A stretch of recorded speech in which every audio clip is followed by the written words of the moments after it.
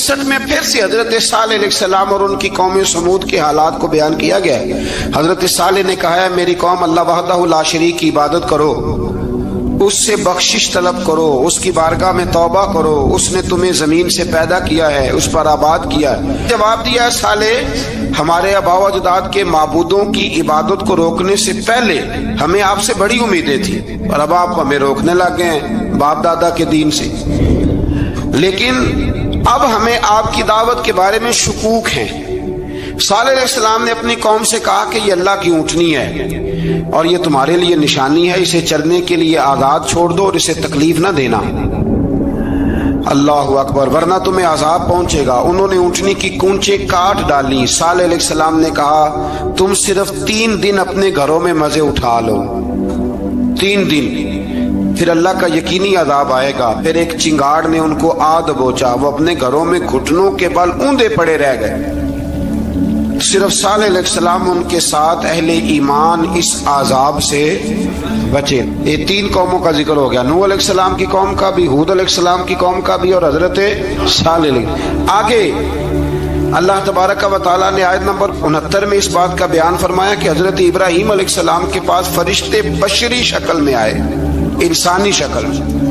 उन्होंने अजनबी मेहमानों के लिए बछड़े का भुना हुआ गोश्त तैयार कराया।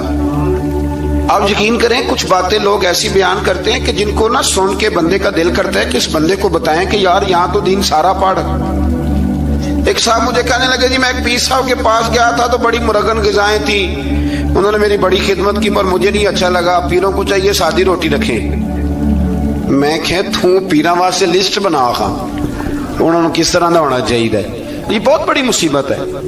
अगर आप सादा खाना खिला दें तब भी एतराज है, अच्छा खिला दें कहने रौला है, कोई पीर चोखे मालदार, दोनों तरफ से मसला। तो कहने लगा, जी नहीं पीरों का क्या काम है, वो कड़ाइयाँ और वो सारे। तो फिर मैंने उन्हें कहा कि आप इस तरह करें, घर जाके ना तो 12वें सिपारे की तिलावत करें। हजरत इब्राहीम ने अपने मेहमानों के लिए भुना हुआ खाना तैयार फरमाया था। तो आप क्या कहेंगे कि हजरत इब्राहीम दरवेश नहीं थे? अजीब बात है भाई, आप हर बात में अड़ जाते हैं। दीन हमने वो लेना है जो अल्लाह का कुरान हमें देता है और रसूलुल्लाह की हदीस हमें देती है। जब उन्होंने देखा कि मेहमान खाने की तरफ हाथ नहीं बढ़ा रहे तो उनको डर महसूस हुआ।